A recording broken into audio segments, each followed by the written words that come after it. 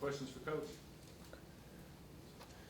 Penny, let's get this out of the way. The Ivy League canceled their tournament today with coronavirus. The Grizzlies and the NBA are making what's your thought on what may or may not happen? And is it just another thing that you have to concern yourself with? Oh, man. Obviously, if the country, the world is concerning itself with it, obviously the country, but, man, it's getting to a point where we're having to not have games and not to have fans in the stands, then there's something going on. So there is a small concern, not major concern for us, but there is a small concern if everybody's starting to do this around the country. Do you worry that the AAC might say at the last minute, man, we're not playing? Has that even crossed your mind? No, that hasn't. It hasn't crossed my mind. So I think everything's all go for us. Hope it stays that way. What's, I guess, the anticipation level going into a tournament where you control your own destiny in a tournament setting like this? Yeah, neutral court against our league. We feel like we can play against anybody. We just have to make sure that we're good in the areas that we need to be really good in. That's rebounding and protecting the ball. I mean, that's just the biggest thing. What's the reaction to Precious being the only unanimous all AAC selection? That's major. I mean, I don't know how many times there's been unanimous here in the AAC. Last year, Jeremiah was unanimous. Jeremiah was too. Well, that's good company. I mean, that says a lot. He's the only one this year. Yeah, no, that says a lot. That says that they respect his game and what he's done, and man, we're proud of him because we know when he came in June, where he was mentally and physically, and how he's worked his butt off to get to where he is, and to be recognized by our conference that's big time. Has he exceeded expectations, or is this what you expected? No, he exceeded expectations. I mean, what he's doing, as many double-doubles as he's had, the only freshman in the country averaging a double-double.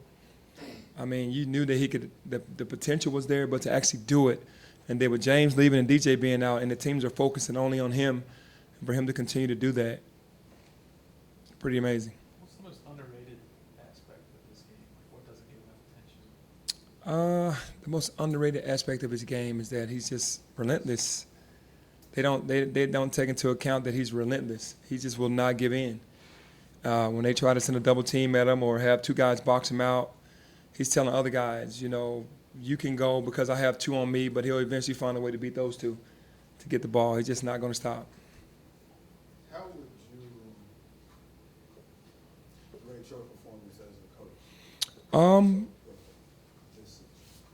I think I would rate it pretty high because having a young team, having the youngest team in the country, and still winning. We lost some games that we should have won. Some games at home that we definitely should have won.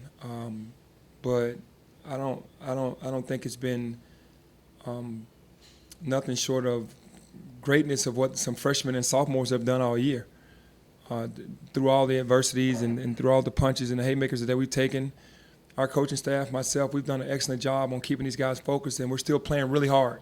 They never gave in. They never let go of the rope, and that says a lot about the coaching staff. Now, as I was able to talk to Grant Hill in Houston and asked him about what he remembers playing against you and how that would translate, and he said that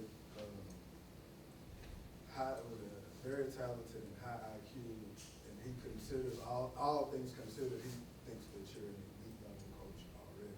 Yeah. Did you get a chance to talk to him at all? I didn't because I didn't get a chance to go out early, and I knew that when I didn't get a chance to go out early that he was going to be going after the game. But definitely appreciate those great comments and the compliments that he gave me. It's I just take what God has given me and try to give it back. And to be a player that's played at the highest level and seen a lot, I just try to bring that back to this team. Penny, how do you look at this challenge for your team where it's 4-4? It's not like one and then you get a couple days off. I mean, it's just you got to win 4 in a row, something this program's never done in a tournament setting to win 4. So how have you approached it with your team now that it's here? Yeah, it's the first time for everything, and what you have to do is take one day at a time. You got to have some luck. You got to hope there's no injuries, no knickknacks going on to the next day. You got to stay out of foul trouble. You got to do everything right to win 4 games in a row, and it's not impossible because it's been done before.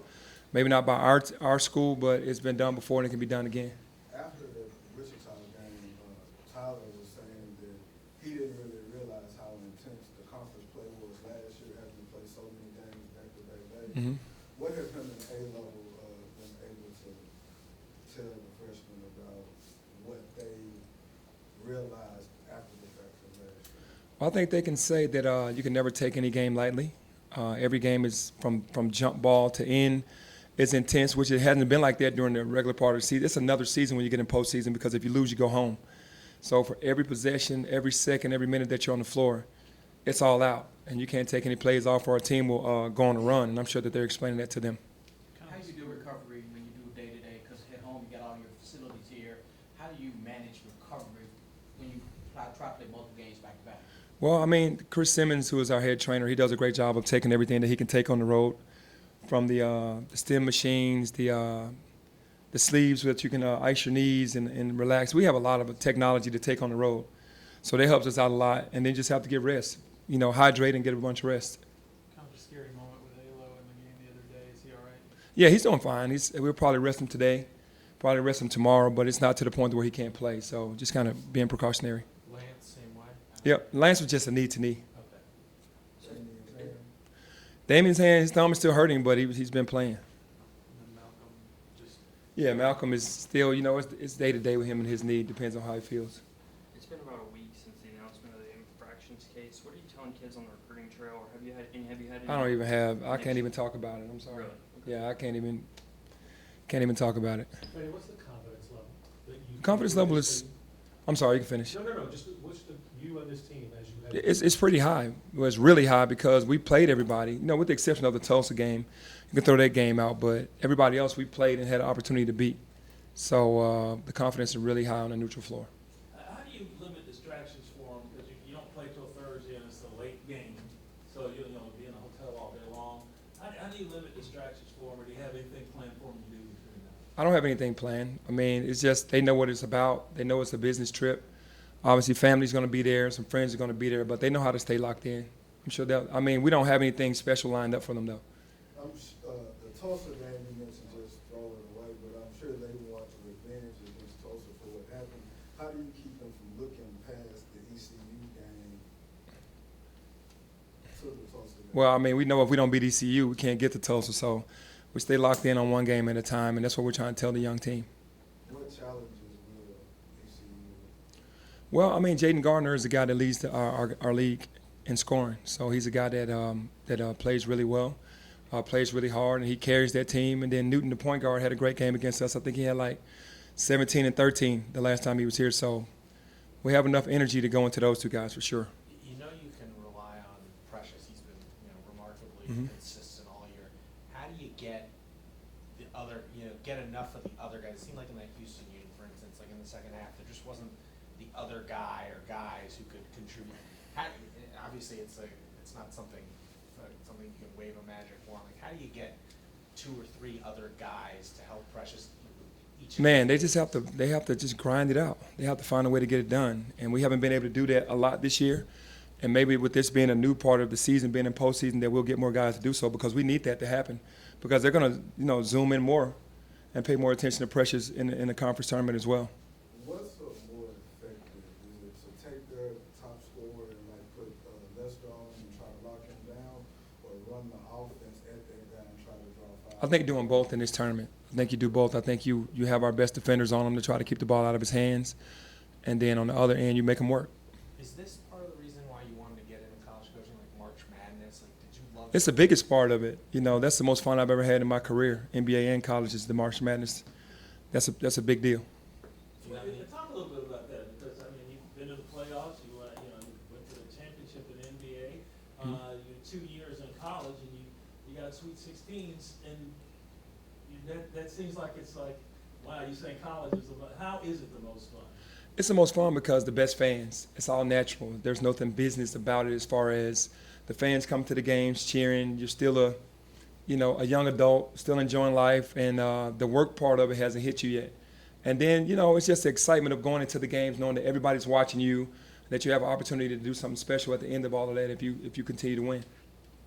And after everything this team has been through this year, I know you still have to earn it, but to get to that NCAA tournament, to do something the school hasn't done in 5 years, it's all not deserving, but wouldn't that be the right way for this team to go out this year, is to go through everything that they did and punctuate it with getting back to the tournament? Well, for sure. I think that would be the end of the movie that you would want as far as fighting so hard through everything, injuries and James leaving, and then to end up to where we wanted to be in the first place, and that's in the NCAA tournament, then that would definitely be a win-win for all of us, the city, the school, all of us. You're doing it the hard way though, 4-4 though. Oh my goodness, yeah, the harder way. If we're back here next week talking about conference tournament champions, what went right in the games for you guys? Well, if we're here next week talking about NCAA tournament, then that means we protected the basketball. We rebounded the basketball, and then everybody showed up. We had, multiple guys show up on a nightly basis. Got time for a couple more? The chance, obviously on paper, Precious has had the best year in this conference. It's hard to see a player of the year coming out of a team that finished sixth most of the time. Mm-hmm. But is there any other player in this conference that deserves player of the year? No, there's not been one other player that's been as important to their team than Precious has been to us, and Precious definitely deserves that. Do you have any plans on giving Lester a rematch? Last night at the radio show, you said when y'all played one-on-one, he beat you to 7, and then you changed and said, let's go to 10 so you could win. I beat him 10-7, so that's enough said. I just said I beat him 10-7, so enough You said. said the original game. His story's going to be that way. I let him tell his story, I'm telling my story. I won 10-7. Fair enough. Any chance for a rematch? Sure, he can get a rematch. All right, thank you. Thanks. No, I was wondering, is this team loose? I mean, because the pressure is not, I know it's the pressure to make the tournament, but they're not the 1 seed. I mean, a lot of people don't expect them to win for it. Is that I think they maybe understand that a lot of people aren't expecting them to come out of this because we're the youngest team and how we played in the conference thus far, but still loose, still understanding that use that as motivation. Thank you.